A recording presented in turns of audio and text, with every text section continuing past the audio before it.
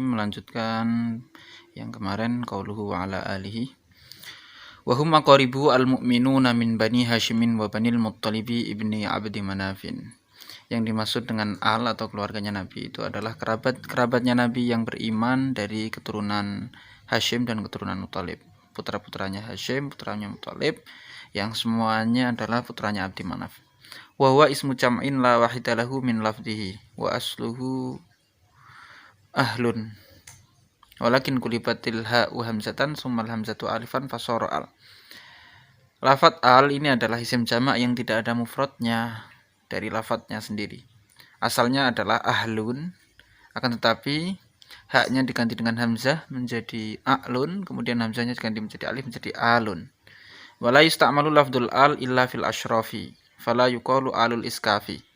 Dan tidak diucapkan lafaz al kecuali untuk sesuatu yang mulia atau orang-orang yang mulia, maka tidak diucapkan alul iskafi, keluarga tukang semir sepatu. Bi khilafi ahlin fa innahu yusta'malu fil asyrafi wa ghairihim. Berbeda halnya dengan lafaz ahlin. Ahlin dan alin ini sama-sama maknanya keluarga, akan tetapi penggunaannya kalau alin ini hanya khusus untuk orang-orang yang mulia, kalau ahlin bisa digunakan untuk orang mulia dan selain orang yang mulia.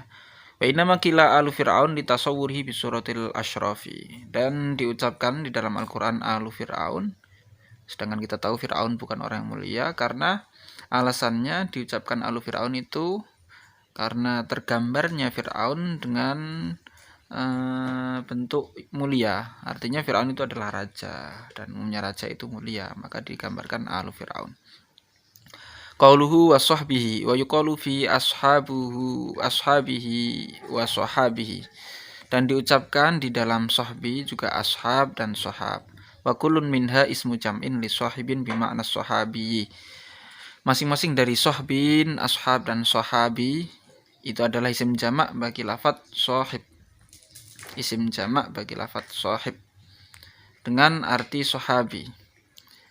Sahib ini teman biasa, kalau sahabi ini temannya Nabi atau sahabatnya Nabi. Siapa sahabi itu? Wa huwa man laqiyan nabiyya ba'da nubuwwatihi fi hayatihi mu'minan wa mata 'ala dzalik walau a'ma aw ghairu mumayyizin aw malakan aw jinniyan 'alal asahi kama syamilat human. Sahabi adalah seseorang yang bertemu dengan Nabi setelah kenabian, setelah Nabi diangkat menjadi Nabi, di saat Nabi masih hidup, dan juga beriman dan mati membawa iman, walaupun itu orang buta atau orang yang tidak tamyiz, belum tamyiz, atau malaikat atau jin menurut qaul ashah. Seperti halnya termuat dengan lafat man dari definisi sahabi ini kan wahwa man laqiya. Man ini kan faedahnya umum. Waman wama wa al tusawi matukir. Man itu sama dengan ma, itu faedahnya untuk umum. Siapa saja bisa termuat di dalam man itu. Wahum afdalu min al la suhbata lahum. Sahabat ini lebih utama dari keluarganya Nabi yang tidak ada sahabat dari al. Artinya keluarganya Nabi yang tidak sahabat, artinya tidak bertemu langsung dengan Nabi, ini lebih utama sahabat dibandingkan keluarga Nabi yang tidak sahabat. Wa inama quddima al-alu li anna sholata waradat alaihim bin nasi. Dan didahulukannya lafaz al karena sholawat terhadap al itu datang dalilnya secara nas. Wa amma sholatu ala sahbi fabil qiyasi. Adapun dalil membaca sholawat kepada sahabat itu adalah dengan qiyas.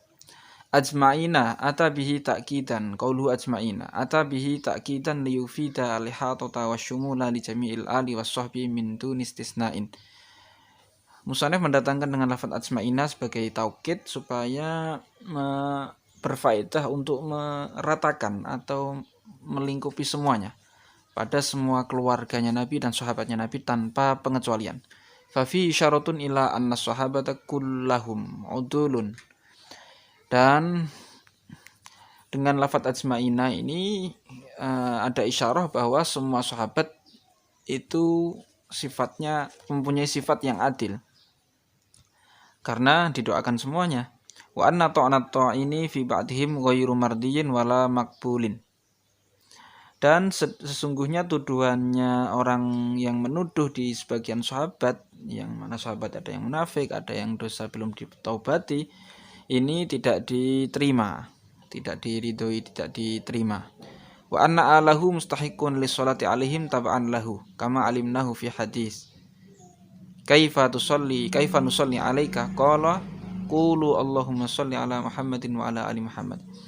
Dan sesungguhnya keluarganya Nabi ini berhak untuk mendapatkan sholawat karena mengikuti Nabi. Seperti kita tahu di dalam hadis, kaifa nusolli alaik, bagaimana kami membaca sholawat terhadap engkau wahai Nabi? Qala, maka katakanlah, qulu Allahumma sholli ala Muhammad wa ala ali Muhammad.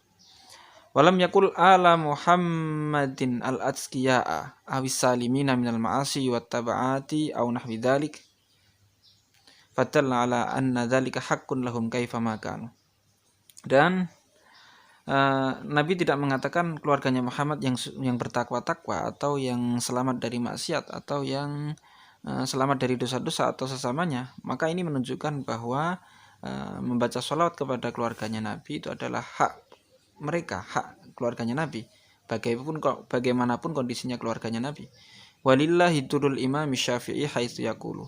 Dan bagi Allah ada balasan untuk Imam Syafi'i ketika Imam Syafi'i membacakan syair. Durun itu artinya adalah susu yang diberikan kepada seseorang. Jadi ketika seseorang mungkin berjasa atau diberikan susu. Nah, ini Imam Syafi'i sebagai orang yang membacakan syair di bawah ini dianggap syairnya ini sangat baik, maka diberikan balasan. Walillahi turul imam Syafi'i haitsu yaqulu ya ahla baiti Rasulillah hubbukum fardun minallahi fil Qur'ani anzalah. Wahai keluarganya Rasulullah, cinta kalian semua merupakan fardu atau kewajiban dari Allah di dalam Quran yang diturunkannya. Yakfikumu min azimil qadri annakumu man lam yusalli alaikum la sholata lahu.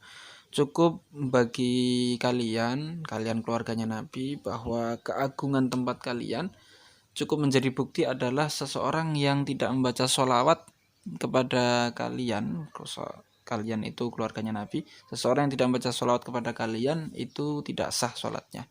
Ini bukti bahwa keluarganya Nabi itu berhak dan memang mulia. Itu adalah buktinya adalah seseorang yang tidak membaca sholawat kepada keluarganya Nabi, maka sholatnya tidak sah.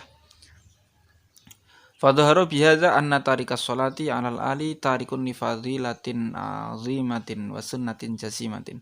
Maka jelas dengan syair ini bahwa seorang yang meninggalkan sholawat terhadap keluarganya Nabi itu meninggalkan fadilah yang besar dan sunnah yang agung.